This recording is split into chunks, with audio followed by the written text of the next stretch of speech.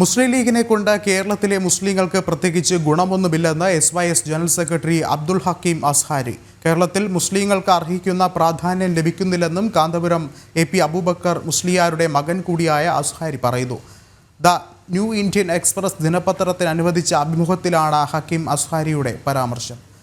കൂടുതൽ വിവരങ്ങളുമായി ഗോകുൽ K വേണുഗോപാൽ ചേർന്നുണ്ട്. ഗോകുൽ, എങ്ങനെ നോക്കിക്കാണാം ഇതിനെ? മുസ്ലിം ലീഗിനെതിരെയുള്ള ഒരു വിമർശനമായിട്ട് തന്നെയാണ് കാണുവാൻ സാധിക്കുന്നത്. പതിറ്റാണ്ടുകളായിട്ട് മുസ്ലിം ലീഗ് മുസ്ലിം സമുദായത്തിന്റെ ഉന്നമനത്തിന് വേണ്ടി പ്രവർത്തിക്കുന്ന മതേതര പാർട്ടിയാണ് എന്നാണ് അറിയപ്പെടുന്നത്. എന്നാൽ മുസ്ലിം ലീഗിന്റെ ഈ പ്രവർത്തനം മുസ്ലിങ്ങൾക്ക് യാതൊരു തരത്തിലുള്ള സഹായവും ലഭ്യമാക്കുന്നില്ല എന്നും അർഹിക്കുന്ന പരിഗണന പോലും മുസ്ലിം സമുദായത്തിന് കേരളത്തിൽ ലഭിക്കുന്നില്ല എന്നും ഒരു കുറ്റപ്പെടുത്തലാണ് അബ്ദുൽ ഹക്കീം അസ്ഹാരിയുടെ ഭാഗത്തു നിന്നുണ്ടാവുന്നത്.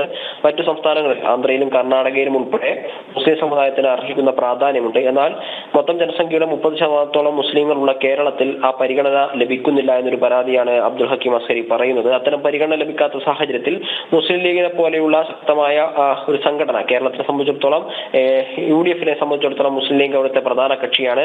അവരുടെ കക്ഷിയായി തുടരുമ്പോഴും ആ പ്രാധാന്യം നേടിയെടുക്കാനോ പരിഗണന നേടിയെടുക്കാനോ മുസ്ലിം ലീഗിനെ സാധിക്കുന്നില്ല എന്നാണ് അബ്ദുൽ ഹക്കീം അസ്ഹാരി പറയുന്നത്. ഏത് ഗവൺമെന്റ് ആയാലും മുസ്ലിങ്ങൾക്ക് സംസ്ഥാനത്ത് പ്രത്യേക പരിഗണന ലഭിക്കുന്നില്ല, സഹായമൊന്നും കിട്ടുന്നില്ല എന്നൊരു കുറ്റപ്പെടുത്തൽ കൂടി ഇടതു വലത് മുന്നണികൾക്കെതിരെ അബ്ദുൽ ഹക്കീം അസ്ഹാരി മുന്നോട്ടേക്ക് വെക്കുന്നുണ്ട്. രാഷ്ട്രീയത്തിൽ നിന്നോ ഭരണകൂടത്തിൽ നിന്നോ അർഹിക്കുന്ന പ്രാധാന്യം ലഭിക്കുന്നില്ല എന്നാണ് അദ്ദേഹം പറയുന്നത്. എന്തായാലും ലീഗാണ് മുസ്ലിം സമുദായത്തിന്റെ ബഹുഭൂരിപക്ഷം ജനങ്ങളെയും പിന്തുണയ്ക്കുന്ന അല്ലെങ്കിൽ അവരെ ഉൾക്കൊള്ളുന്ന ഒരു പാർട്ടി. ആ പാർട്ടിക്ക് മുസ്ലിം സമുദായത്തിന് വേണ്ടി ഒന്നും ചെയ്യാൻ സാധിക്കുന്നില്ല എന്ന് പറയുമ്പോൾ വരും ദിവസങ്ങളിൽ അതെന്തായാലും മുസ്ലിം ലീഗിനെ കൂടുതൽ ഉത്തരം പറയേണ്ട ഒരു സാഹചര്യത്തിലേക്ക് എത്തുന്ന അവസ്ഥയാണുള്ളത്. വിഷ്ണു, ശരി, ഗൂഗിളാണ് വിവരങ്ങൾ നൽകിയത്.